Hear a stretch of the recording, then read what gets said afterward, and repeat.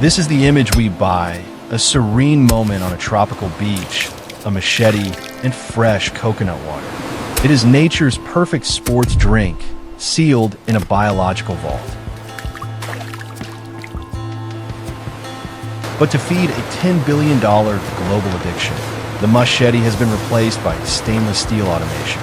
We are smashing 10,000 coconuts an hour to bottle hydration for the world. 20 years ago, this was a waste product. Today, it rivals Gatorade. But getting this liquid from a palm tree to a fridge in snowy climates is a logistical nightmare.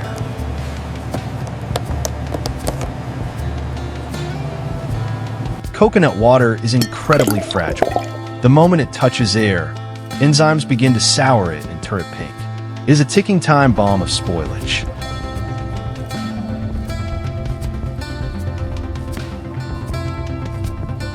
The prize is locked inside a heavy, armored fruit growing 50 feet in the air. Extracting it without contamination requires precision engineering that mimics surgery. We are tracking the tropical invasion, a supply chain that must move millions of gallons of heavy liquid across oceans before it rots. The tropical invasion is complete. We are seeing peak efficiency on the Brazil to Europe route, but Saigon still shows a slight bottleneck. Welcome inside the extraction factory. Here, biology meets heavy industry. It operates 24/7 to keep pace with the harvest.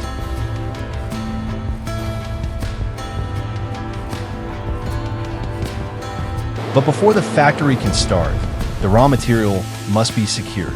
And unlike corn or wheat, you cannot harvest coconuts with a combine.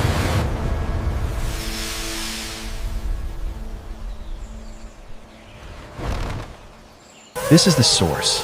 Vast plantations of the Nam Ham variety, prized for their aromatic water. Every single tree here is a vertical production unit.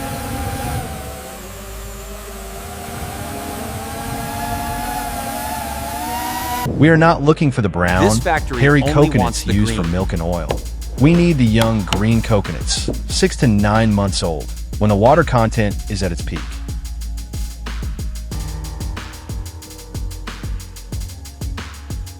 There is no machine that can climb these trees. Every single coconut is harvested by hand or by long pole. We certify monkey-free labor, relying on skilled human teams. The harvester identifies the perfect bunch. One cut disconnects the fruit, but gravity is the enemy.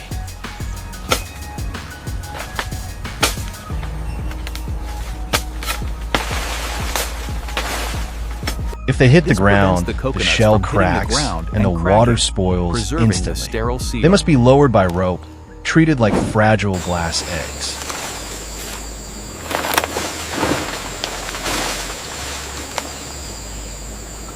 In Thailand, canals serve as highways.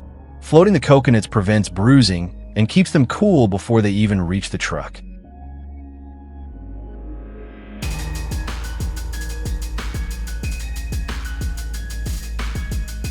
From the canal to the truck. This is the green carpet. Thousands of nuts loaded for the sprint to the factory. Speed is now the only metric that matters. Watch the pile!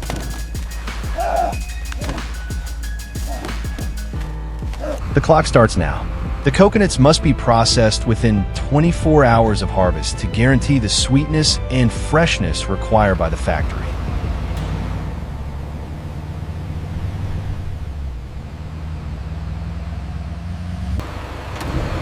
The raw material arrives at the extraction facility.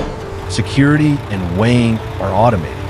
The rural harvest meets industrial precision.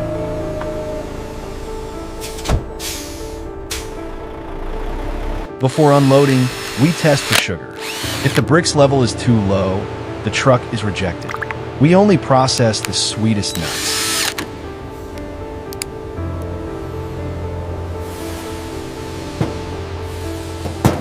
The load is dumped into a water cushion. This serves two purposes. It prevents cracking during unloading and begins washing off the field dirt.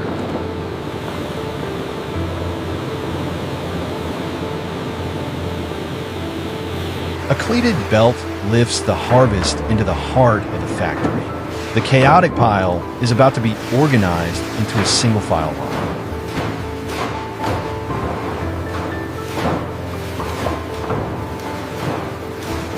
We grade by sound. An automated hammer taps every shell. A watery thud is good. A hollow ring means the nut is old or cracked, and it is instantly rejected. The green husk is bulky and dirty. We don't want to ship that. The dehusking machine is a giant, automated lathe designed to shave the fruit down.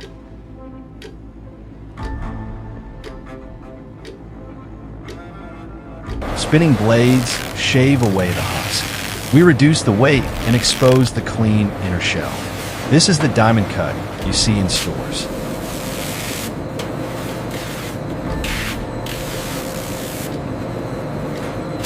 The result is the diamond cut.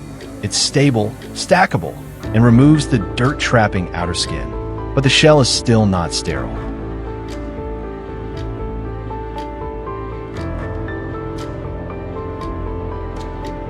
For every ton of water, we generate 3 tons of husk waste. This material isn't thrown away. It travels to the biomass plant to power the factory.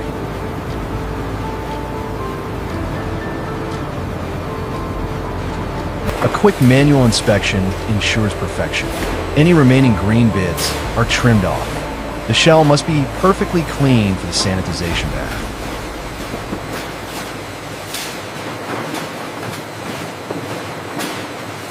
Before we puncture the shell, it must be sterile. The coconuts swim through an ozone wash. If the shell is dirty, the drill will push bacteria right into the water.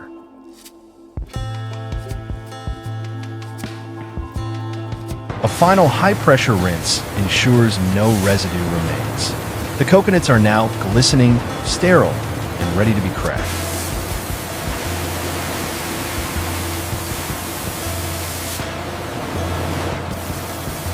Optical sensors locate the soft eye, the weak point in the shell.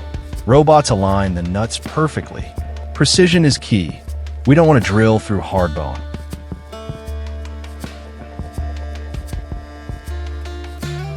We enter the clean room. Positive air pressure keeps contaminants out. From this point on, hygiene is surgical.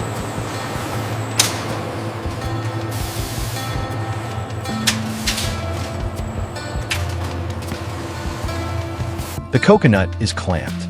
It must be held perfectly still. The extraction needle is about to descend.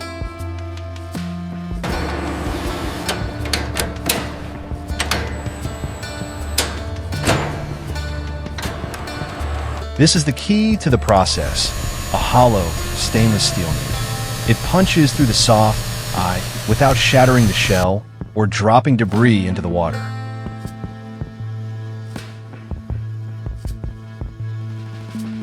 Contact. The needle pierces the eye. A vacuum system instantly sucks the water out. It is a closed loop. The liquid never touches the factory air.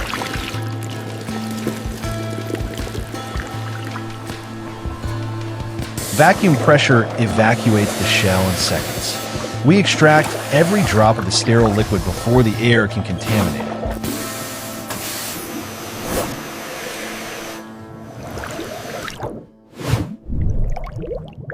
The individual streams merge into a river of electrolytes. It is clear, sweet, and incredibly vulnerable to heat.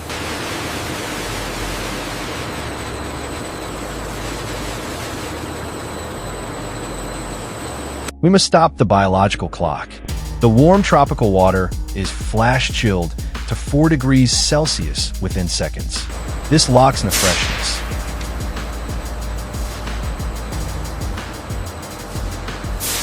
The needle retracts. The shell is empty of water, but it still holds value. It is ejected to the meat processing line.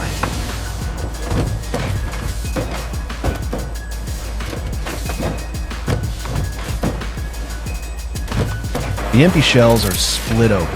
Inside is the soft, jelly-like meat. This will be scooped out for snacks or yogurt, ensuring nothing is wasted.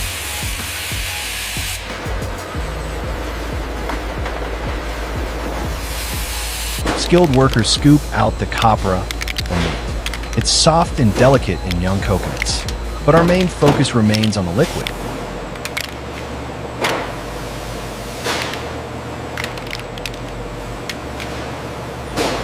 Back on the water line, we filter out any shell particles or fiber. The liquid must be perfectly smooth before it hits the centrifuge.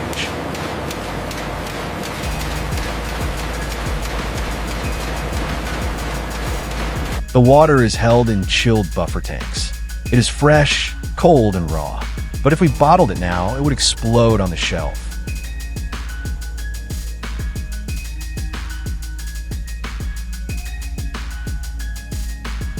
Lab tests confirm the purity. Now we must solve the biggest problem in the industry, the pink water phenomenon.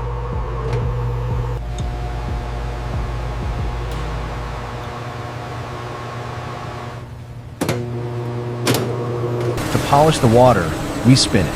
A high-speed centrifuge separates microscopic solids and trace oils. The water emerges crystal clear.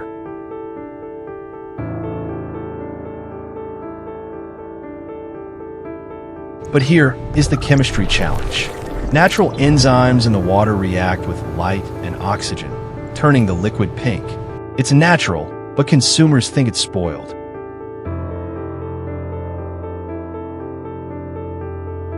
To keep it clear, we add a tiny amount of ascorbic acid, vitamin C. It acts as an antioxidant, stopping the pink reaction in its tracks.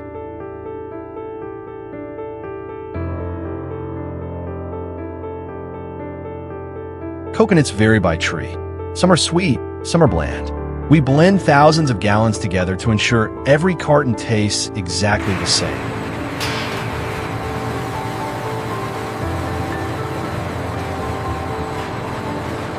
Here the path splits. We have two ways to kill bacteria: heat or pressure.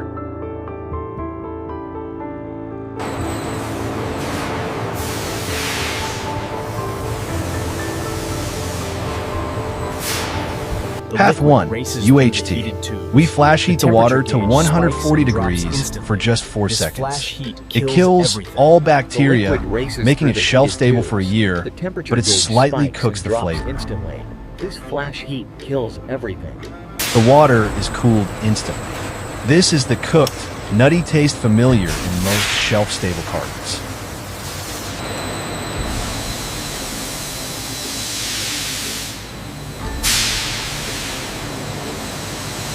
Path 2, HPP. We bottle the raw water first. Then, we subject the bottles to immense pressure.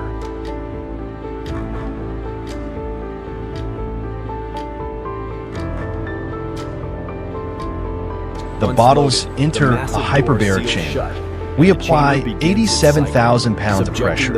It crushes bacteria cell walls without using heat.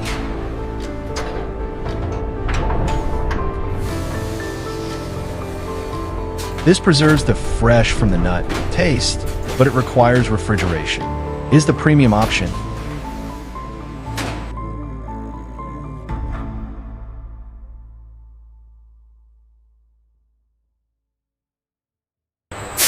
Back on the UHT line, the sterile water sits in a septic tank blanketed by nitrogen. It is waiting for the Tetra Pak.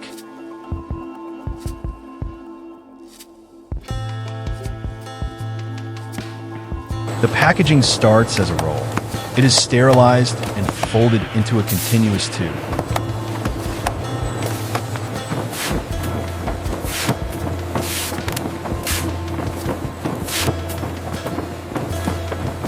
The machine fills and seals the cartons below the liquid level.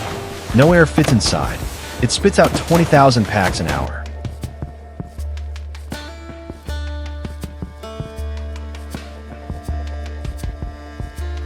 Caps are applied. The brick is complete. A sterile vault of electrolytes, ready for travel.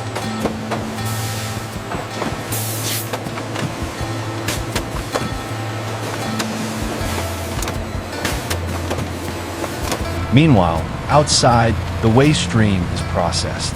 The husks are shredded into fiber. Nothing is wasted.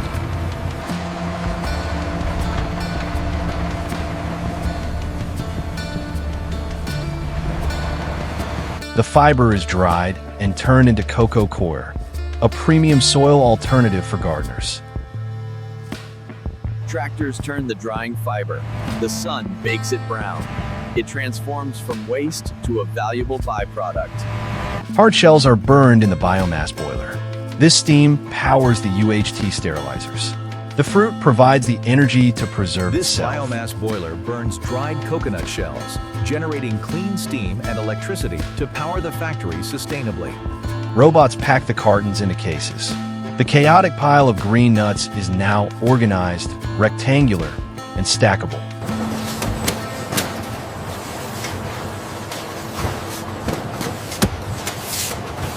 Pallets are built and wrapped.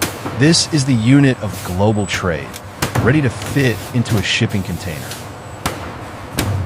The robot stacks the pallet high. It spins the pallet to wrap it in plastic. The load is secured for the ocean voyage. The pallets are loaded into containers. From the Thai jumbo, they will travel thousands of miles to ports in California, Rotterdam, and Sydney.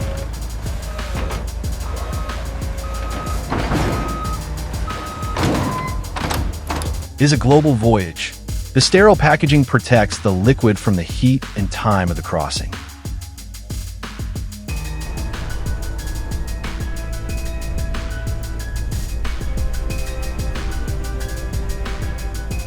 Arrival. The container is offloaded. The liquid gold has reached its destination.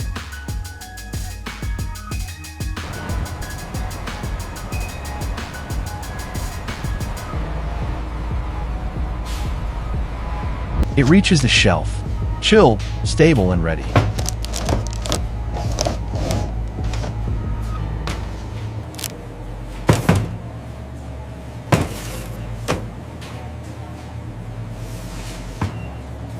From a tree 50 feet in the air to a yoga studio in the city.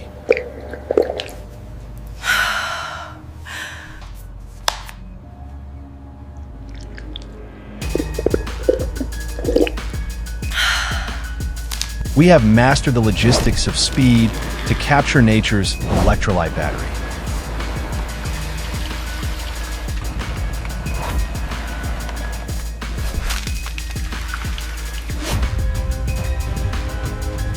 It is a technological marvel that allows us to sip the tropics anywhere on Earth.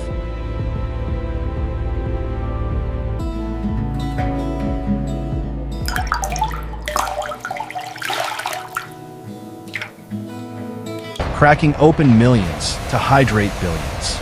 This is the coconut water extraction factory.